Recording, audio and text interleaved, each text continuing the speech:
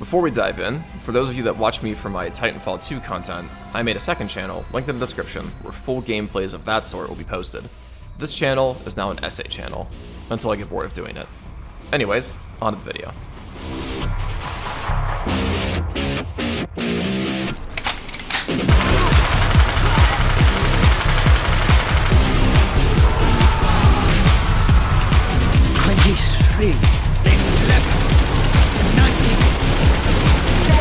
I got eyes on that. We got NBA all over. Hit the monologue.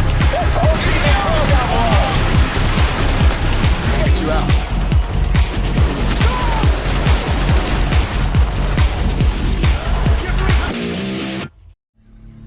The numbers mission. What do they mean? Call of Duty Black Ops 1 was a peculiar game in the franchise's history. Like other Call of Duties, the events are sort of alternate history. The campaign is about 6 hours long, and the marketing budget was cranked to 11. However, it was the first Call of Duty in the modern age to have the main protagonist, in this case Alex Mason, speak during the first-person segments. But for most of what he says in the campaign, Mason isn't telling the truth.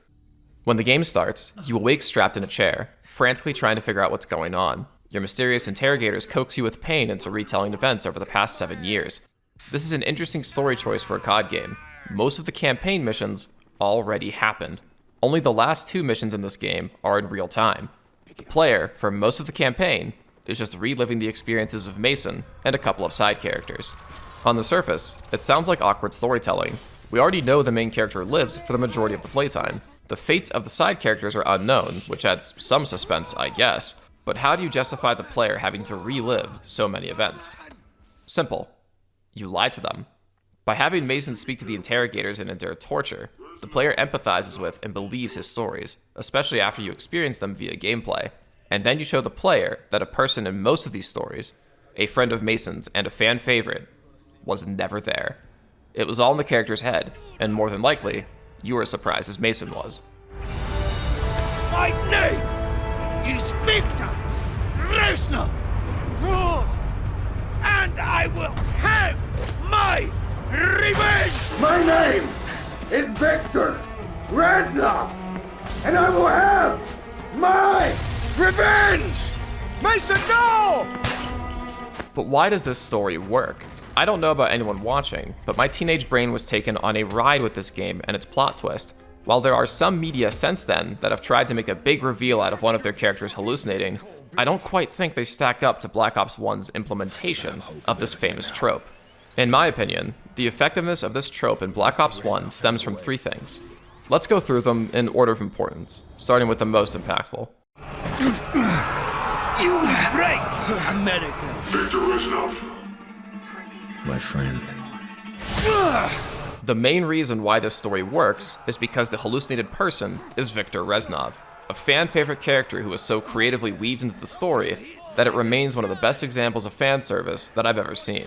For those who need a refresher, Reznov was your Eastern Front companion in World at War, who was known to have a lust for revenge against the Nazis for what they did to Mother Russia. Black Ops 1 gives you one mission in 1945 where you play as him. Reznov at the time is under the command of the game's antagonists, retrieving a Nazi-made WMD known as Nova 6, a gaseous toxin that kills in seconds. When he is betrayed, and the British simultaneously arrive to retrieve this weapon for themselves, Reznov destroys the reserves of Nova 6 and escapes. However, he is later captured and tossed into Vorkuta, a Soviet gulag. At the end of Operation 40 in 1961, Alex Mason is captured by the Cubans and also sent to Vorkuta. This is how Mason and Reznov meet, and become close friends over the next 2 years in prison. During a prison break attempt, Mason escapes, but Reznov does not. Your turn! Come on! Step 8, Reznov! Freedom! For you, Mason! Not for me! Reznov! Years later, though, Reznov reappears as a Russian defector, and fights alongside Mason on and off throughout the campaign. Or so, Mason thinks he does. I can't stress enough how cool this is. Post-World War II, the Western Allies and the Soviets did try to take whatever German scientists they could for their own purposes, namely for furthering weapons development or truly nefarious science. Telling an alternate history here but keeping the spirit of it alive is a slam dunk, and a fantastic way to place Reznov into the Black Ops 1 story. Because Reznov is such a well-liked character, most players want to believe that Reznov is still alive and with you after the Vorkuta mission. While there are hints to the contrary, the player is likely to willfully ignore them because, I mean, hey, it's Reznov. Dude survived World War II from Stalingrad to the Battle of Berlin, and after besting Soviet soldiers and British commandos, survived for 15 plus years in a gulag. He's a hard bastard. Trust me, he'll make it. When it was revealed to me that Reznov was never there, my honest response as a teenager was just, because I loved Reznov as a character that much. I just wasn't ready for it. I was almost expecting a double fake out here where he actually was alive. Or so, that's what I wanted. That conflict of emotional desire to reality is exactly what the writers were going for, and they nailed it. Next on the list, the setting and the atmosphere.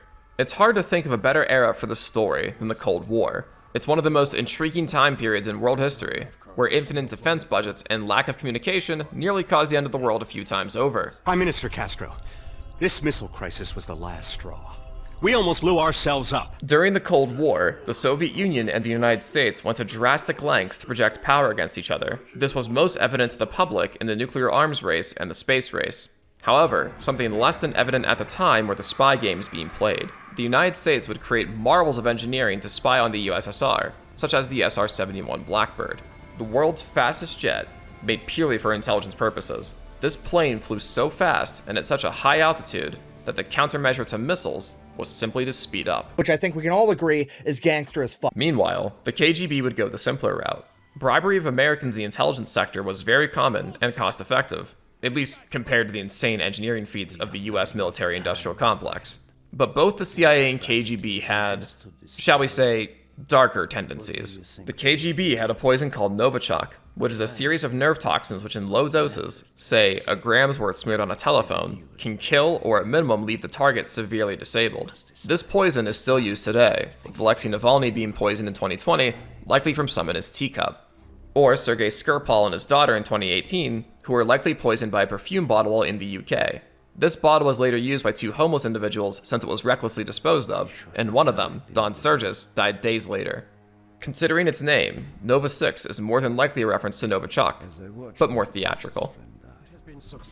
Meanwhile, the CIA attempted mind control with MKUltra. This program started because US POWs were the victims of alleged mind control techniques during the Korean War. While the Korean interrogators were evidenced to have used standard torture techniques, such as social isolation or sleep deprivation, the United States sought something more ambitious. Fueled by the Red Scare and a total disregard for human rights, the CIA conducted highly unethical experiments like dosing high amounts of LSD to unwitting participants, particularly the mentally ill, prisoners, or drug addicts. Even employees of the CIA itself were unknowingly dosed. Also used were bright lights, electroshock therapy, and even sexual abuse. The goals of this program were, quite something, ranging from creating truth serum to forcing individuals to commit an assassination while being completely unaware of it. Treyarch knew exactly what kind of alternate history they were dealing in when they go full send on the implication that Alex Mason killed JFK. It seems in this universe, MKUltra had actual successes to its name, so much so that the Soviets made their own version and used it to great effect. That's why it worked. It was their attempt at MKUltra. Dragovich programmed you to kill Kennedy. I can make you kill my own president! Right? There are gaps in your memory. Periods where you went MIA and we couldn't account for you. 6.5 millimeter. 16, 11:22. 6, 12, 8, 1, 6, 2, 10, 2.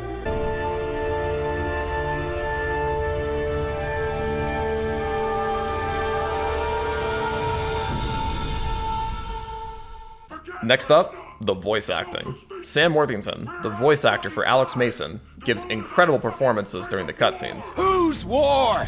Who the fuck are you anyway? I felt like everyone was watching us. And watching me. Reznov! Where are you?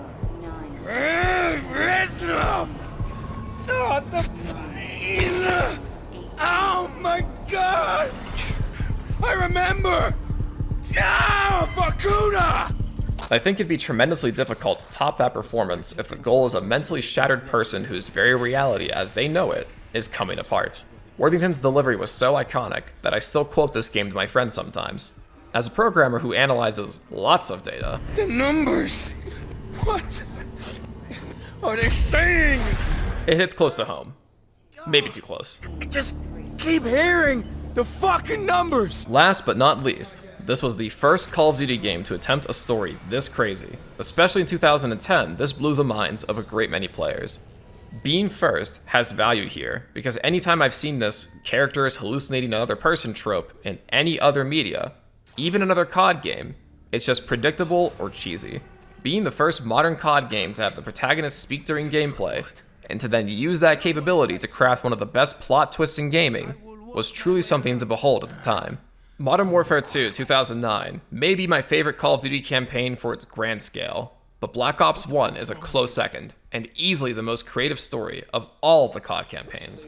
Who would have figured that a game with an unreliable narrator and almost all missions being playable flashbacks could make for such a thrilling experience? I know where the number station is. It's a ship. I saw it a long time ago. The Rusalka. Where? Cuba. Hope you enjoyed the video. See you in the next one.